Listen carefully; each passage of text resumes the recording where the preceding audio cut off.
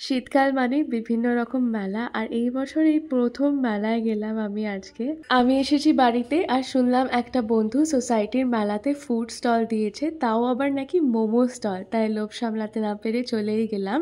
এখানে এসে প্রথমবার আমি সরস্বতী ঠাকুরের এত বড় প্যান্ডেল দেখলাম, যেটা কয়েক হাজার গামছা দিয়ে সাজানো। প্যান্ডেলটা খুবই সুন্দর ছিল। এই মাঠটাতেই মেলাটা হচ্ছিল আর এখানে স্টেজে বিভিন্ন রকম অনুষ্ঠানও চলছিল।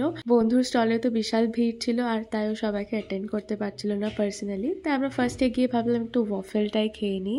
ওয়াফেল খাওয়ার পর আমরা একটু বই মেলাতেও গেছিলাম, কিন্তু 8টার পর আর ঢুকতে দেয় না বলে আমাদের গেট থেকেই ফিরে আসতে হলো। ফিরে এসে আমরা আবার শুনলাম আর একটা বন্ধু আসে, তার জন্য ওয়েট করছিলাম। আর ওই রেকমেন্ড করলো যে তোরা এই কাবাব আর ডিমের টেবিলটা ট্রাই কর, ততক্ষণ খুব টেস্টি খেতে। শেষমেশ ওর দোকানে যখন খেয়েছি তখন এত আড্ডা মেরেছি যে আমি ফটো ভিডিও সবই নিতে ভুলে গেছি।